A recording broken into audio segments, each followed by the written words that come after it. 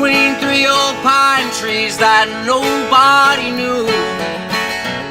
And I closed my eyes and passed the time like a youngin's often do. But now I'm